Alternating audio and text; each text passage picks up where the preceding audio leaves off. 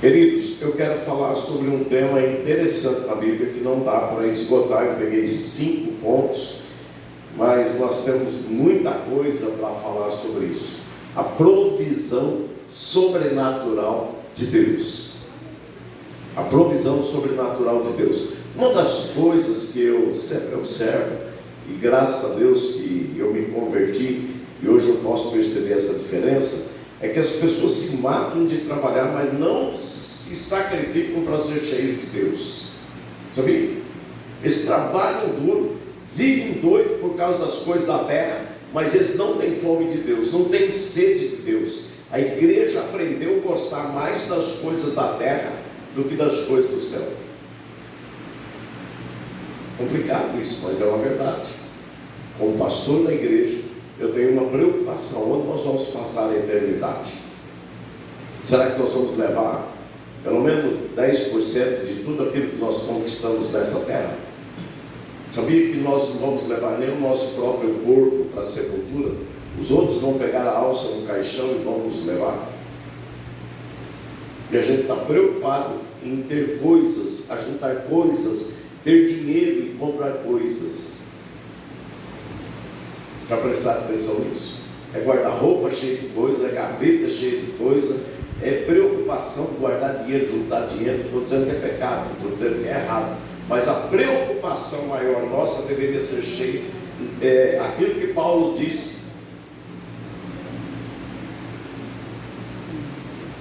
Aquilo que Paulo disse aos Efésios: não vos embriagueis com vinho, mas enchei-vos do Espírito Santo. Embriagar-se com vinho não é o vinho, a bebida, aquela da garrafa, é o embriagar-se com vinho da contenda, o vinho da busca incessante pelas coisas dos olhos, que os olhos cobiçam, ou as coisas da terra. Eles fazem enchei-vos do Espírito Santo. É um mandamento, está no imperativo. Todos os dias nós precisamos buscar isso. Queridos, a provisão sobrenatural de Deus é um tema fascinante. Podemos explorar com base nas Escrituras, podemos encontrar vários exemplos de provisão sobrenatural ao longo da Bíblia. Eu peguei 5 só aqui, mas tem muito mais. Provisão de Deus, onde não tem mais condições, dentro do natural não tem mais como ir, Deus vai. Pastor, o que eu tenho com isso? Se é filho de Deus ou não? Quem é filho de Deus aqui diz amém. Amém. Então é com você que Deus está falando. Isso aqui é para os filhos. Está relatado na Bíblia para nós, nos dias de hoje, alimentarmos a nossa fé, a nossa esperança e a nossa certeza que onde a nossa mão não pode ir, a nossa oração pode mudar a circunstância. E nós queremos ir pela força do braço, fazendo o nosso jeito, sofremos, ficamos angustiados, ansiosos, aflitos, atribulados, e isso não muda nada. Aliás, pecamos, porque Jesus disse: não andeis fadigados, ansiosos, angustiados, por coisa alguma. Por coisa alguma. Não é por alguma coisa, é por coisa alguma, seja por nada.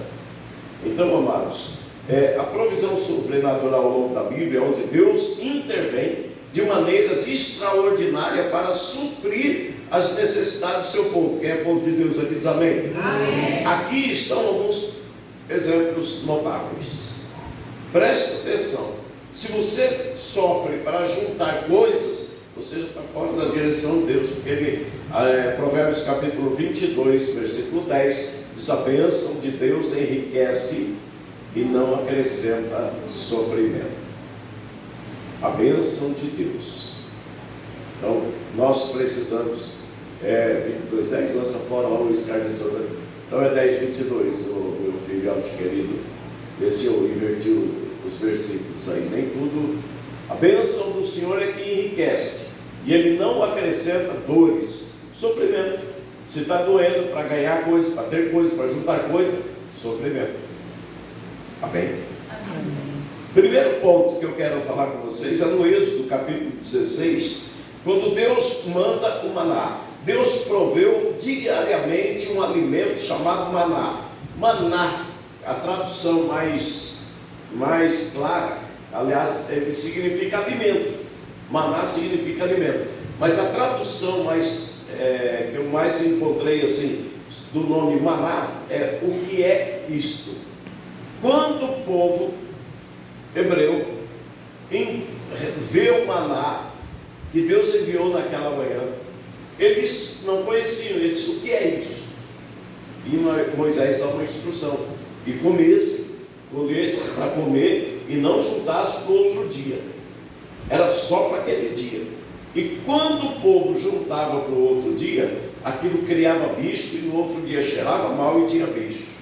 Coisa interessante, né? Sabe por quê? Porque Deus quer se revelar para o seu povo, que é povo de Deus, amém? Amém. Deus quer se revelar para o seu povo como supridor do seu povo. Jesus ensina isso dentro da oração do Pai Nosso. Ele disse, o pão nosso de cada dia, dai-nos hoje.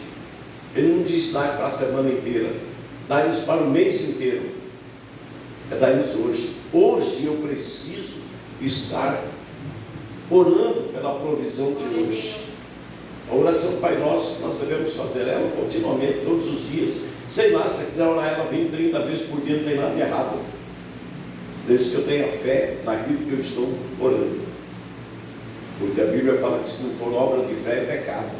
Então, se eu oro, Pai Nosso, com a minha fé, de que Deus é o provedor da minha vida, pode ter certeza que Ele vai cumprir, porque foi Jesus que ensinou essa oração.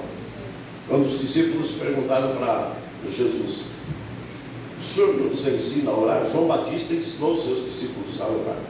Aí ele disse, quando vocês orarem, não façam igual aos gentios, não usem de vãs repetições, mas quando orarem, orem dizendo, Pai Nosso, porque era um coletivo, estava Jesus com os discípulos. Quando você estiver sozinho, chame de Pai no teu pessoal. Pai, essa é a situação que eu quero apresentar ao Senhor. Pai, é essa a situação que eu quero agradecer ao Senhor. Pai, relacionamento de intimidade. Agora, como Jesus está no coletivo com os seus discípulos, Ele diz, Pai Nosso, como nós estamos aqui nessa noite, amém? Então, amados, o maná, quando eles vêm, eles dizem que é isso, mas antes do maná descer, preste atenção, porque Deus tem uma palavra para o teu coração nessa noite, muita coisa da sua vida tem que mudar daqui para frente, não por causa da palavra de hoje, é porque se não mudar dentro de nós alguma coisa, a circunstância ao nosso redor não muda. É o que eu tenho aprendido ao longo da minha vida. Quando Deus muda algo dentro de mim, Ele muda algo à minha frente, porque nós queremos as coisas, mas Deus quer que Ele nos quer. Jesus disse, o Pai procura adoradores que o adorem em espírito e em verdade. Todo mundo quer Deus, o Espírito quer Deus,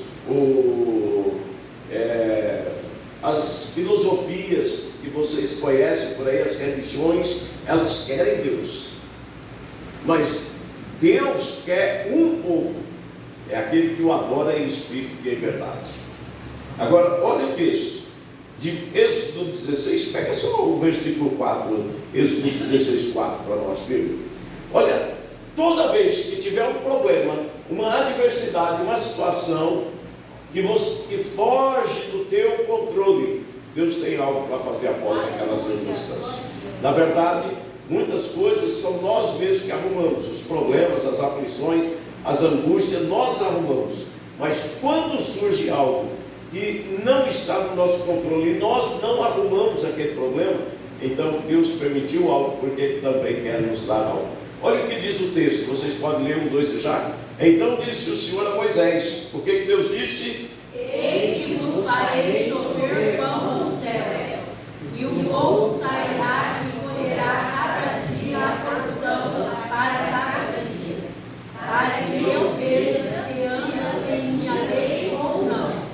Pega o 3 também, vamos dar uma lida no 3. E os filhos de Israel disseram, quem dera que nós morrêssemos por mão do Senhor na terra do Egito, quando estávamos sentados junto às panelas de carne, quando comíamos pão até fartar, porque nos tendes tirado para este deserto, para matar-nos de fome a toda essa multidão.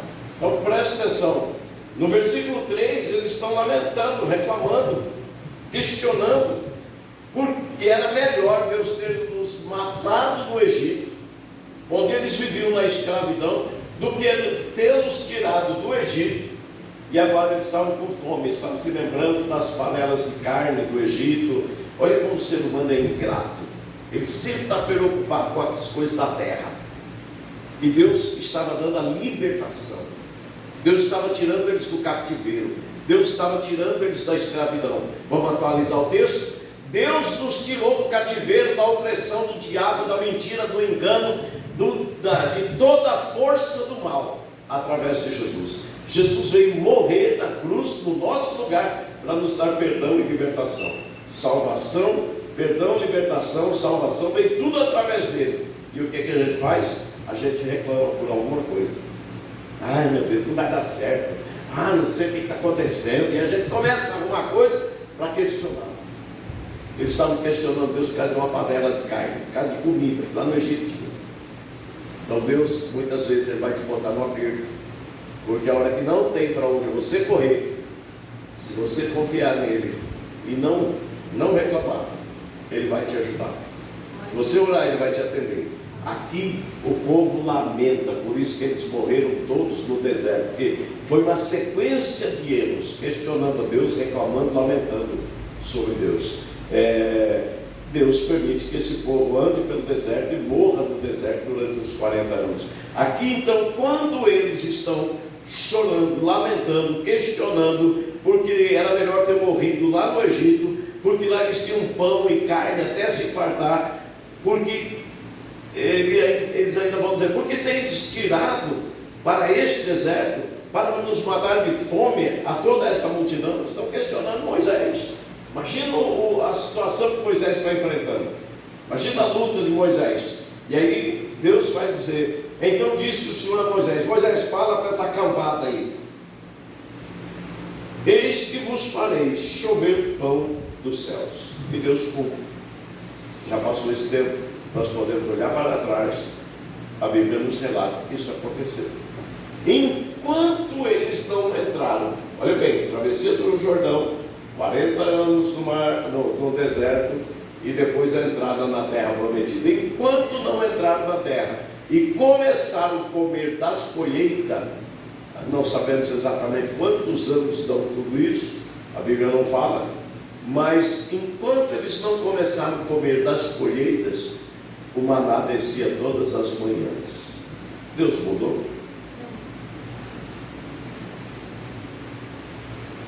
Deus não é mais um provedor? O que seria mais difícil para Deus? Prover maná no deserto naqueles dias ou as nossas necessidades nos dias de hoje?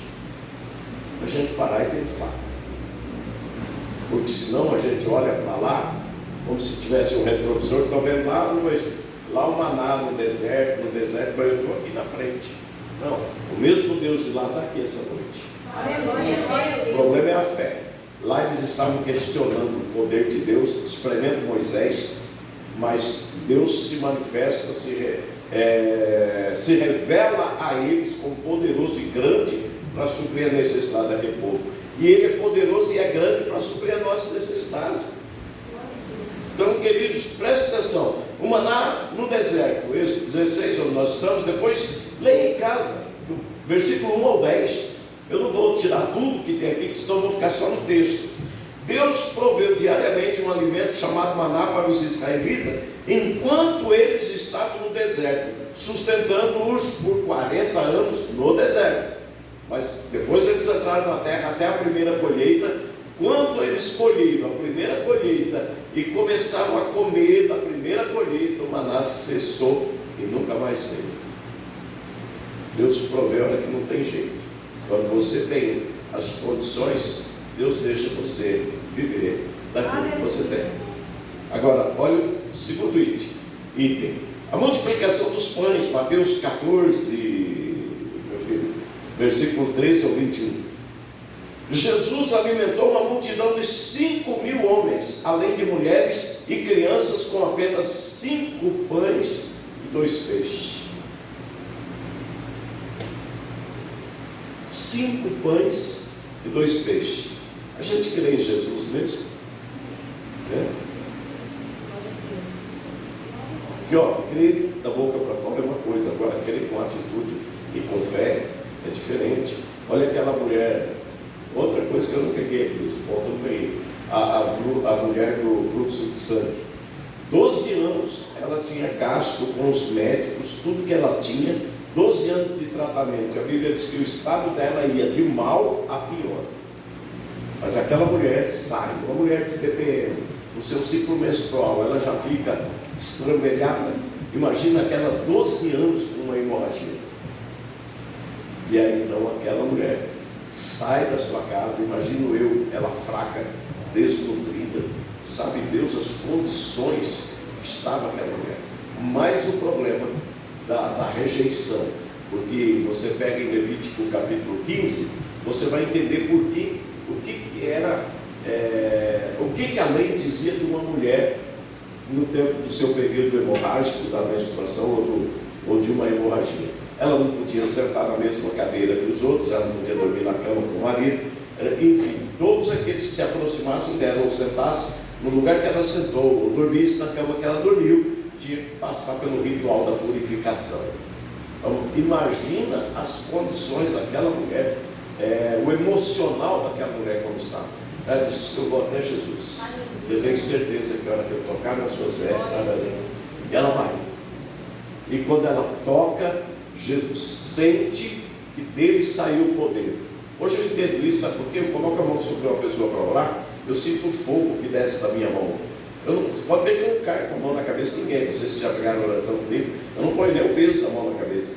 Eu só deixo na distância de 1 centímetro mais ou menos ali, e eu já sinto o fogo que desce da cabeça da pessoa. Eu hoje entendo isso. Imagina Jesus, o Senhor, o próprio Deus. Ele vira e procura quem me tocou.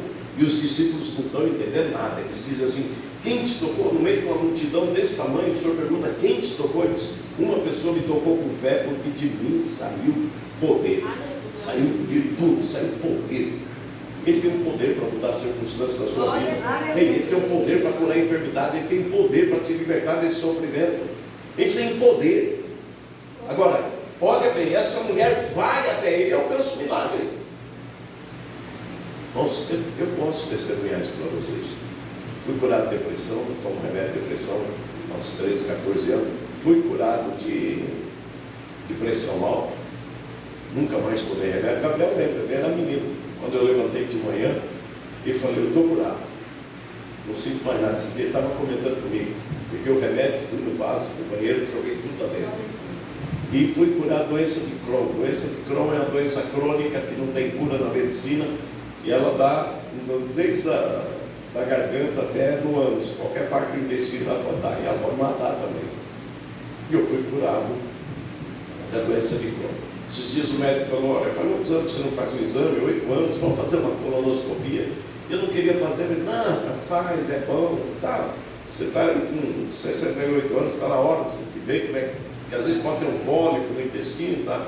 Graças a Deus tem pólipo, não tem nada. Fiz uma colonoscopia, estou 0 bala. Nem vestígio de doença de Crohn. Jesus, quando cura, cura. Quando limpa, limpa. A única coisa que eu sei que eu vacilei até aqui, não fui curado, foi de diabetes. Porque o mesmo Jesus que me curou da depressão podia ter me curado de diabetes. Mesmo Jesus que me curou da doença de Crohn e da pressão alta, podia ter me curado de diabetes. Diabetes é doença crônica, pastor, depressão também. Doença de Crohn também e pressão alta também. Então, queridos, a provisão sobrenatural de Deus é aquilo que no natural não acontece, acontece no sobrenatural em nosso favor. Você vai ao médico, ele medica, mas se for um problema crônico, não tem cura, só tem tratamento. Mas Jesus entra com a provisão e ele cura, ele muda a circunstância. Então o texto de Mateus, capítulo 14, do versículo 13 ao 21, pega isso para a sua vida nessa noite, tem provisão para você ainda. A igreja está ainda na terra, ela ainda não subiu ao céu. E Jesus, ouvindo isso, retirou-se dali num barco para um lugar deserto, apartado, e sabendo que o povo seguia a pé desde as cidades. Ele sabia que o povo estava indo, mas ele estava indo de barco. E Jesus, saindo, viu uma grande multidão e possuído de íntima compaixão para com ela, curou os seus enfermos. Jesus ainda faz isso, gente. E sendo chegada a tarde, os seus discípulos aproximaram-se dele, dizendo: o lugar é deserto, e a hora já é avançada. Despede a multidão para que vão pelas aldeias e comprem comida para si. Olha, os discípulos, eles tinham uma visão, a necessidade do povo precisava ser suprida, eles queriam cuidar do povo, então manda o povo procurar comida. Eles vão pelas aldeias e compram a comida. Normalmente nós fazemos assim, nós mandamos as pessoas irem. Jesus, ele chama a responsabilidade para ele. Por isso que nós vamos ser cheios de Deus, porque onde nós estivermos, nós podemos mudar a situação, mudar as condições. Jesus, porém, lhes disse: não é necessário, mistério, a palavra mistério é necessário, não é necessário que vão, dai-me nós de comer. Imagina Jesus olhando para aquela cambada lá, os discípulos: ei, não é necessário eles irem, dá vocês de comer para eles. Os caras ficam tudo olhando, e agora? Um olha para o outro, Pedro olha para o João, João olha para o Judas, Tomé, que não acreditava, que era um incrédulo, olha, também chacoalha a cabeça, não queria, está viajando, não é honesto. Como é que nós vamos dar comida para 5.000 homens, fora mulher e criança, que estavam dentro daquela multidão? Talvez isso aí representasse, multiplica, vai, por 4, talvez isso representasse 20.000 pessoas, entre mulher e mais 2 filhos, mais os homens, cada família com 4 pessoas, com 3 pessoas. Ali tinha por baixo de 12, 15 mil pessoas para cima. E Jesus disse para os discípulos: dai vocês de comer para eles, não é necessário mandar eles. E os caras ficam tudo atordoados. Vocês pensam que eles ficaram naturalmente? Não, pode deixar, nós vamos resolver isso aqui. Eu acho que eles olharam para Jesus e: hã? Como que nós vamos dar comida para essa multidão? Pensa, Jesus quer mudar a situação de alguém através de você. Tem alguém faminto perto de você. Tem alguém que Jesus ainda não entrou na vida dessa pessoa. E você pode dar alimento a alguém que está faminto. E aí Jesus disse: não é necessário. Então eles lhe disseram: não temos aqui senão 5 pães e 2 peixes. Senhor, nós só temos aqui 5 pães e 2 peixes. O que nós vamos fazer com isso? Imagina, os caras, de repente, os 2 camaradas olhou assim, olhou para o outro e falou assim: só dá para mim. Eu divido com você, e o que nós vamos fazer com isso aqui? Eu estou indo devagar aqui para você pensar. Porque às vezes você se olha e também acha que você não é capaz, você não consegue. Onde a tua fé te levar, você chega. É a fé. Glória a Deus. Paulo escreve aos Coríntios dizendo: nós não andamos por vista, andamos pela fé. Nós não andamos pelo que vemos, não é, pastor Pedro? Nós caminhamos pela fé. Agora olha o que ele vai dizer. E ele diz: trazei os pães, os peixes. Trouxeram, tendo mandado que a multidão se assentasse. Jesus, ele sempre põe a coisa em ordem. Às vezes a gente está tudo escangalhado e quer que o Senhor faça o que nós queremos e não vai fazer. Sabe por quê? Porque Ele é soberano, a vontade é dele, e Ele não quer que nós andemos escangalhados. Ele quer que nós estejamos em ordem perante Ele. Olha bem, tem uma multidão, todos, sabe Deus como é que estavam sentados, outro em pé, outro, e Ele manda sentar todo mundo. Tomou os 5 pães e os 2 peixes, e erguendo os olhos ao céu, os abençoou, e partindo os pães, deu-os aos discípulos e os disse. E os discípulos à multidão: por que ele olha aos céus? Porque ele não quer chamar a honra para ele. Ele não quer ser ele visto. Ele podia muito bem ter pego um pão, um peixe, olha para a moçada e falou: está vendo isso aqui? Ó? Olha o que vai acontecer. Vou orar aqui, vou entregar para vocês, vocês entregam para eles. Do mesmo jeito ia acontecer. Mas a honra e a glória de quem? Dele. Sabia que muitas vezes Deus não usa a gente porque a gente quer glória, a gente quer ser glorificado. É bendito seja eu, aleluias para mim, glórias para mim, louvado seja eu, em vez de louvado seja Deus, aleluias ao Senhor, glórias a Deus, é glórias para mim.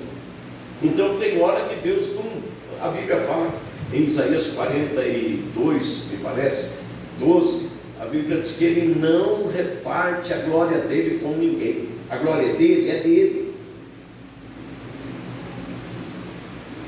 Olha bem, ele levanta os olhos aos céus, dá graça, entrega para os discípulos, e os discípulos dão à multidão, e todos comem daquela multidão. E ainda sobra quanto? 12 cestos cheios. Esse cesto, irmãos, eu imagino um balaio. Não sei que tamanho que era, mas vamos imaginar um balaio, aquele que põe lá para lá, eles colocam nas costas, põe uma correia, põe nas costas e coloca as coisas dentro. Eu imagino 12 cestos cheios de alimento. Quantas pessoas ainda poderiam ser alimentadas com a comida que estava sobrando? Uma das coisas que nós precisamos aprender aqui é que o Senhor, ele já nos dá uma lição de não desperdiçar. Tem gente que desperdiça comida, outro desperdiça dinheiro, comprando o que não precisa, gastando onde não deveria gastar, jogando fora o seu suor. Às vezes, irmãos, até comprando comida fora, sendo que você tem dentro de casa. E o dinheiro que você podia guardar e investir numa outra coisa, você acaba comendo ele. Então nós precisamos pensar. Próximo versículo, filho, e os que comeram foram quanto? Vocês leem enquanto eu refresco com a garganta? 1, 2 e já.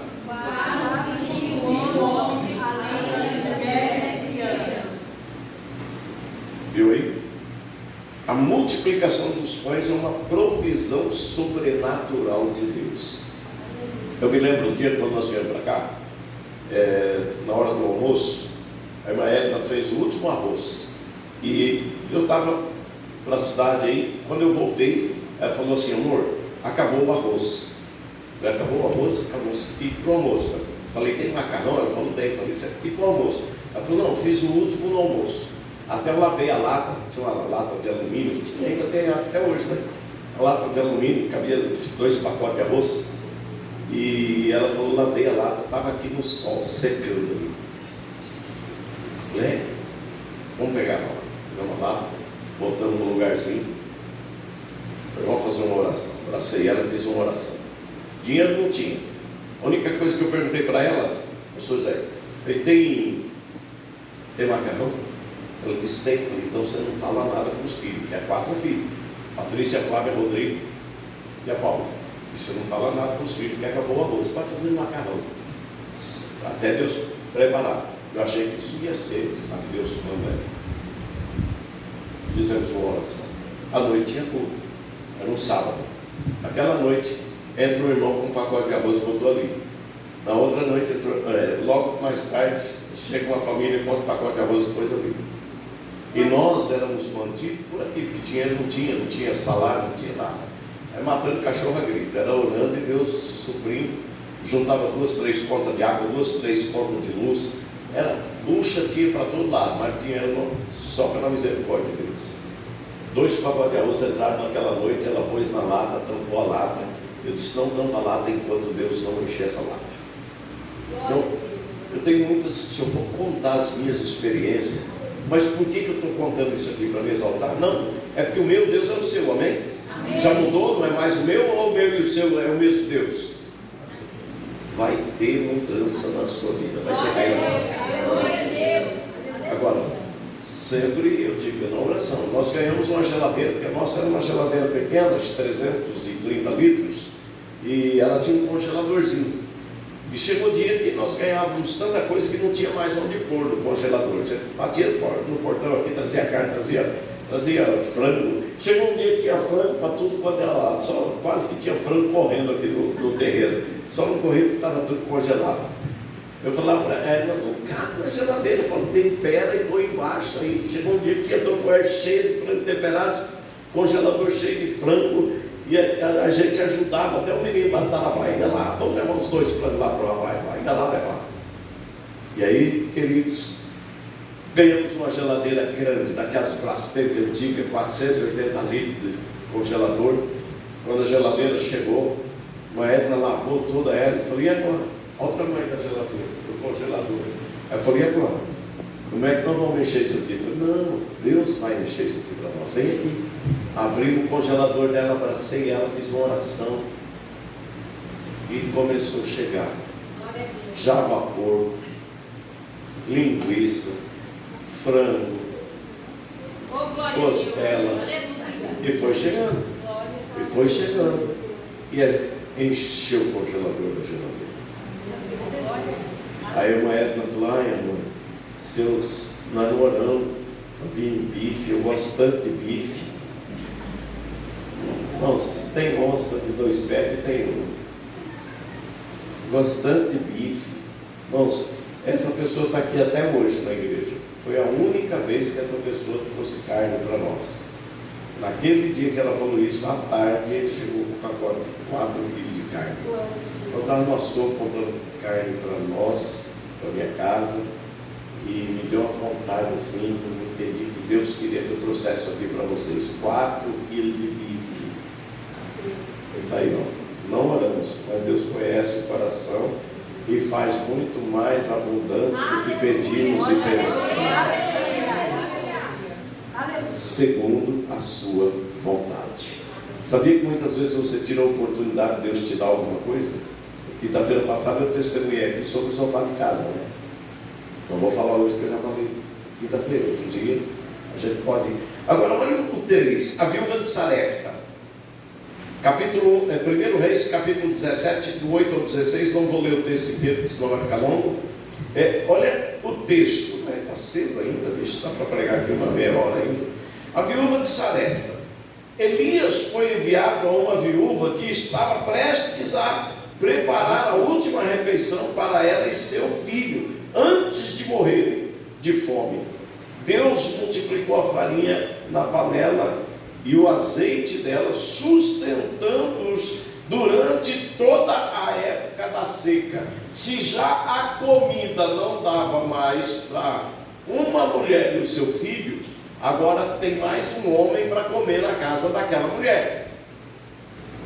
E ainda a Bíblia fala que viveu ela e a sua família da provisão de Deus. E tem um hóspede, o Elias. E a mulher é viúva. Viúva naquele tempo não tinha pensão nem INSS. Estou deixando vocês pensarem. Como é que você tem se relacionado com Deus? Como é que está a tua vida com Deus? É confiando na força do braço? Jeremias capítulo 17, versículo 5. Olha bem o que o texto vai dizer aí. Elias, ele foi enviado. Agora, presta atenção. Antes do Elias chegar na casa da viúva, ele está no ribeiro de Querite. E no ribeiro de Querite, todo dia tem pão e carne. Quem é que leva esse pão? É o corvo. E quem é que leva a carne? É o corvo, que não é o urubu. O corvo é um pássaro diferente do urubu. Todas as manhãs, Elias bebia da água do ribeiro e tinha pão e carne, de manhã e à tarde. Pão fresquinho, carne fresquinha. Onde que ele surrupiava esse pão? Alguém fazia. De onde vinha, não sei. Mas Elias comia pãozinho e chegava. Eu acredito que mais ou menos assim, aquela hora, Elias já estava com aquele sinalzinho de fome na barriga e dava a saída para fora da caverna, assim, dava uma olhada e o corvo vem descendo assim, o Elias só recebe. Recebe aí a tua bênção, creia, a provisão sobrenatural de Deus para a tua vida. Eu posso ficar aqui contando história de Elias, a viúva, mas o problema não é Elias nem o viúvo, o problema é você. Você que precisa de provisão, você que precisa do favor de Deus. Nós é que precisamos da ajuda e da bênção de Deus, irmão Fernando. Nós é que precisamos do milagre, irmão Irineiro, irmãozinha. Porque nós estamos aqui. Agora, o problema não é Deus, o mesmo Deus daquele dia é o Deus de hoje. O problema não é Ele, o problema somos nós. Nós atrapalhamos Deus de agir. Nós tiramos de Deus a oportunidade de nos abençoar. Amém? Amém. Contei para vocês do fogão lá de casa. Quinta-feira. Eu não sei quem estava aqui quinta-feira, que escutou, quem não escutou, vai ter que vir outra quinta-feira, e outra quinta, eu acabo contando também. Então, presta atenção. A viúva de Sarepta, Elias foi enviado a uma viúva que estava prestes a preparar a sua última refeição para ela e seu filho, antes de morrerem de fome. E Deus multiplica a farinha, multiplica o azeite, sustentando durante toda a época de seca a viúva, o filho, o Elias e os parentes dela. Jesus mudou, Deus mudou. está acontecendo conosco. Agora, o problema é o seguinte: a gente abre a boca e fala um monte de asneira, fala contra a gente, fala bobagem, fala coisas que não devia falar. O que o Elias disse? Não vai chover, só vai chover segundo a minha palavra. 3 anos e meio de seca. Aí de lá para o ribeiro de Querite, o ribeiro também começa a secar, 3 anos e meio de seca. E aí Deus manda ele para a casa da viúva. O que ele fala na casa da viúva? Faz um pequeno bolo para mim. Primeiro para mim. Sabe o que eu entendo com isso? É o dízimo. Primeiro para Deus, que é os 10%, é o pequeno bolo. O restante fica com vocês. E o Elias fala: primeiro para mim, um bolo pequeno. E depois você faz para você, para o seu filho. E não vai faltar azeite na botija e farinha na panela. Olha a palavra. Como é que você trata a tua vida pessoal? Como é que você abre a sua boca e fala? Se nós pensássemos bem, a gente falava muito pouco, e ouvíamos mais, e vigiávamos. Olha o que Davi diz: monta a guarda nos meus lábios, para que eu não peque. Monta a guarda. Nós acabamos abrindo a boca contra nós mesmos. Já prestou atenção, diante de uma situação difícil, a pessoa diz assim: não vai dar certo. Você já disse que não vai dar certo, não vai dar. Salomão disse: assim como você pensa, assim você é. Se eu penso negativamente, eu sou uma pessoa negativa, e as coisas negativas vêm a mim. Então nós temos que ser motivados pela... não é ser positivo. Tem gente que é positivo, mas ele otimista, é isso aí. É uma mensagem que eu prego em Números capítulo 13. Faz tempo que eu não prego essa mensagem aqui. Já preguei, mas faz muitos anos que eu não prego. O otimista, na calamidade, ele vê a oportunidade.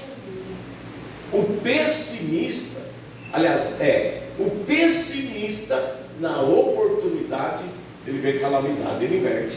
O otimista, na hora da dificuldade, ele diz: agora é a minha hora, vai dar certo. O pessimista, na hora da oportunidade, ele olha assim e fala: agora não tem jeito. Se você ler Números capítulo 13, você vai ver ali 2 tipos de pessoas: o otimista e o pessimista. Então, queridos, olha aqui, a viúva de Sarepta, ela faz conforme o profeta, e a vida dela caminha para frente. Mais um milagre aqui, a pesca maravilhosa. Lucas 5, do 1 ao 11.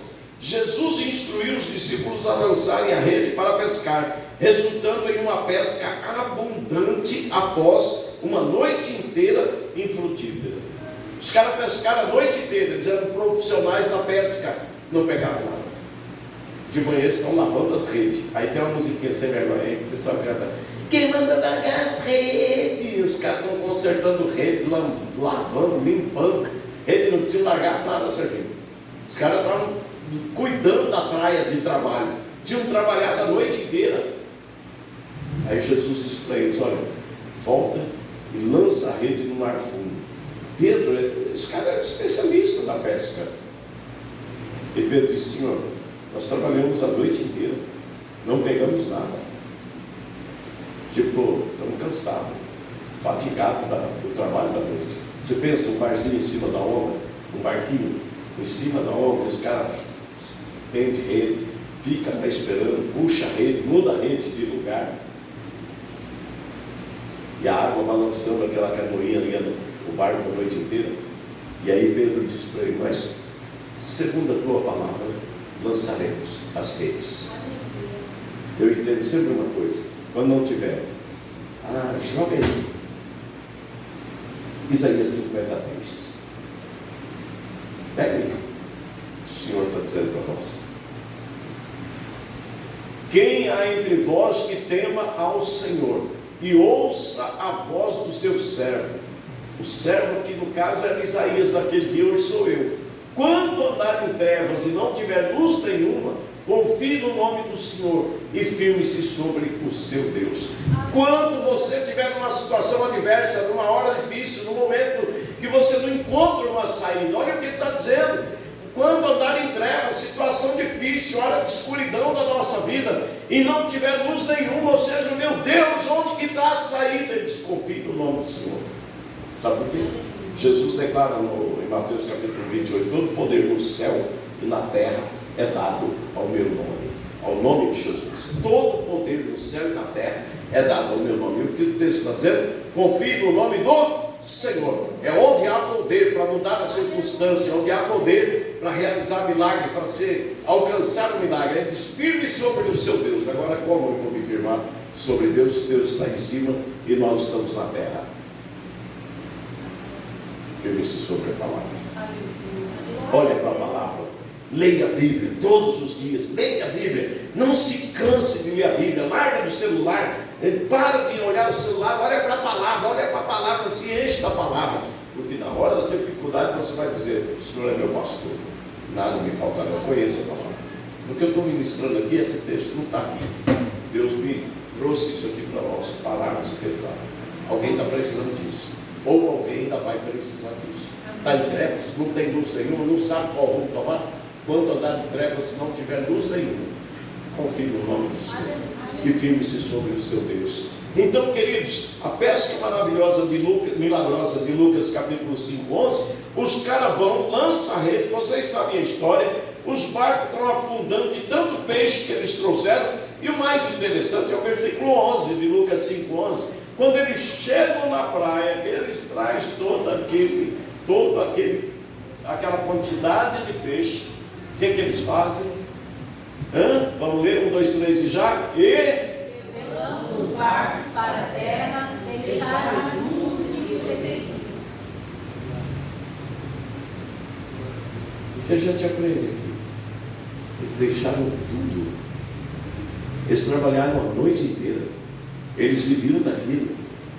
E agora, quando eles trazem aquela pescaria, se fosse nós, o que a gente ia fazer? Vamos correr, vender isso aqui no mercado, porque nós pegar o dinheiro, porque nós quer comprar não sei o quê, trocar não sei o quê. Se fosse nós. Os caras fizeram o quê? Deixaram tudo lá. Seguiram a Cristo. Sabiam que a gente para no meio do caminho e deixa de seguir a Cristo, porque nós estamos seguindo outras coisas?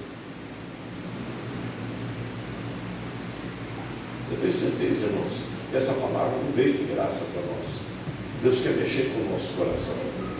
Ao mesmo tempo que eu ministro para vocês, Deus me enche ainda de mais fé. Porque o próprio escritor Paulo escreve aos Romanos, no capítulo 4, versículo 17, ele diz: a fé vem, 10, 17, se não for me corrijo, a fé vem pelo ouvir, o ouvir é a palavra de Deus. Então a minha fé e a sua, ela cresce pelo conhecimento da palavra.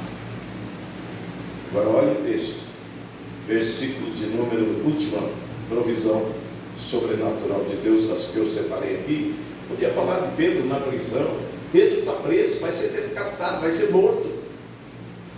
E a igreja está orando lá na casa de, não me lembro de quem, mas estão lá orando, intercedendo pelo Pedro que está morto, que está preso e vai ser morto no dia seguinte. E de repente, na porta da casa,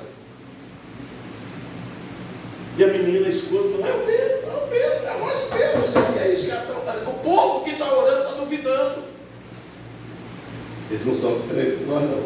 A gente ora e duvida que Deus vai fazer aquilo que nós estamos pedindo. Em vez do povo já se alegrar, eles brincam com a menina, eles chamam a atenção da menina. A menina ouve Pedro, conhece a voz de Pedro, sabe que é o Pedro, mas eles não acreditam que a oração deles teve a resposta. E Pedro está na prisão, e o anjo acorda Pedro, desperta Pedro: bora Pedro, sai fora daqui. Aí o Pedro vai saindo, pega a sua capa, olha os cuidados de Deus, coloca a sandália no pé, Pedro, e tira o Pedro da prisão. Vocês estão entendendo? Tem muitos exemplos que nós podemos pegar aqui da provisão sobrenatural de Deus. Pedro não teve advogado, não teve promotor, não teve juiz, ninguém para julgar a causa dele. O próprio Deus interviu naquela situação. Tinha uma igreja orando. A prisão, a provisão na prisão. Atos 16, 25 ao 34. Paulo e Silas foram libertos da prisão por um terremoto, após orarem e louvarem a Deus, mostrando sua provisão sobrenatural. Após orarem e louvarem a Deus, Deus mostrando a sua provisão sobrenatural, sacudiu aquele cárcere.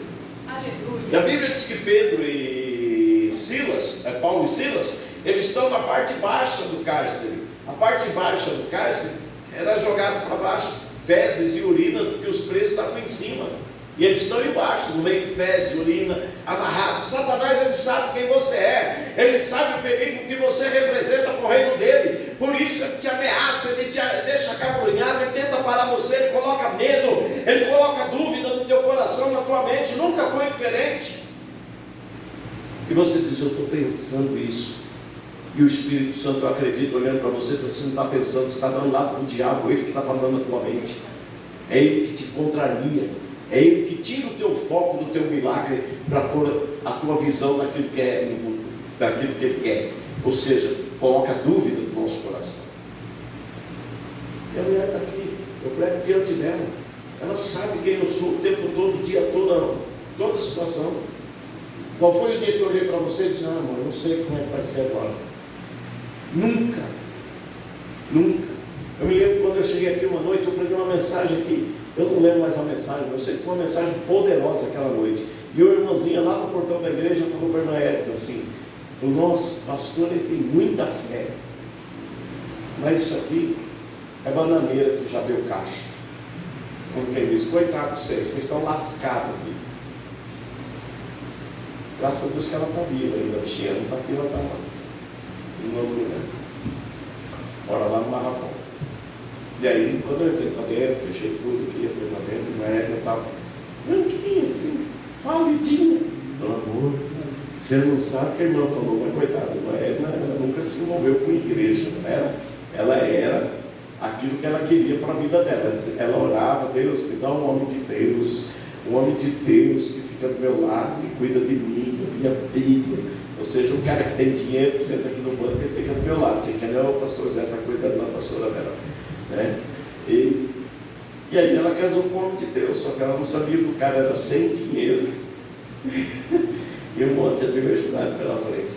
Ela falou isso para mim, eu olhei para ela assim, você lembra disso? Eu olhei para ela assim e falei, se isso é verdade, eu vou arrancar essa bananeira, vou plantar outra no lugar e vai dar muita banana. Pega as fotos antigas dessa igreja. Me lembro como foi, a minha resposta foi tão rápida. Deus vai reverter isso aqui. Eu mandei tirar a parede que tinha aí na frente. Os irmãos estavam aqui, o irmão, na hora eu estava pregando no culto, e eu falei, na hora dos avisos, o irmão falou assim para mim, não, pastor, o outro pastor que estava aqui, ele falou que pôs essa parede aí na frente, porque ele estava pregando, o pessoal ficava dançando lá na rua, debochando dele. Eu falei, se debochar de mim, vai cair endemoniado no meio da rua e o senhor vai lá expulsar o demônio. Ninguém falou nada, acho que ela pode ser meio doido. Peguei um camarada lá de Prudente, que era pedreiro. E você não pode servir para mim lá na igreja? Eu disse, aqui ninguém queria fazer. Aí ele veio aqui, cortou, fez assim, arqueado, depois nós fizemos quadrado. Mas aí nós cortamos, limpei a frente da igreja. A turma chegou no domingo à noite, eu tinha arrancado as paredes. Irmãos, nós precisamos dar um passo de fé. Eu ia ficar aqui pregando escondido, com medo que alguém ia. Não é, irmão? Paulo e Silas, louvando, glorificando a Deus, orando, exaltando a Deus. Eles estão presos, amarrados de corrente, num tronco, na parte baixa do cárcere, no meio de fezes e urina, e os caras estão louvando a Deus, os caras estão exaltando a Deus. E Deus se incomoda com aquilo. Ele manda um terremoto, sacode tudo. E de repente, o carcereiro vê Paulo e Silas solto. O que ele faz? Puxa da espada, ele sabia que se ele não se matasse, ele ia ser morto mesmo. Quando ele puxa da espada para cortar o pescoço, Paulo grita de lá, não te faça mal nenhum. Todos todos estamos aqui. Olha o que Deus faz, é perfeito. Os presos de cima estavam em cima. E Paulo e Silas estavam livres, sem corrente, sem nada, mas não fugiram. Deus é perfeito no que Ele faz, e Ele não faz segundo o nosso pensamento, Ele faz segundo a vontade dEle. Ele está esperando uma atitude de fé da nossa parte. Esses exemplos nos mostram que Deus é capaz de prover de maneira que ultrapassa nossa compreensão humana. Ele conhece nossas necessidades, Ele sempre nos suprirá de acordo com a sua soberana vontade e sabedoria. Sempre nos suprirá, Luciano, segundo a sua vontade e sabedoria, Marta.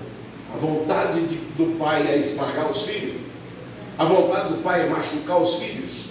Nós precisamos entender isso, que o nosso Deus não é um carrasco que nos botou na terra para sofrer. O problema é que nós não entendemos a vontade de Deus e queremos que Deus faça a nossa vontade, mas Ele é soberano, a vontade dEle tem que prevalecer, tem que predominar a vontade dEle e não a nossa. Quando nós nos encaixamos no centro da vontade de Deus, as coisas começam a acontecer. Amém. Vocês podem aplaudir o Senhor? Pode aplaudir Jesus? Aleluia! Deus é maravilhoso. Eu conheci Jesus vai fazer 36 anos agora, em novembro desse ano, 36 ou 37, já perdi até a conta. Mas nunca mais eu tive vontade de voltar para trás. Sempre fui suprido, ajudado, socorrido por Deus em todos os momentos da minha vida. Quero convidar o Senhor para fazer uma oração, para orar aqui, encerrar o culto, abençoar o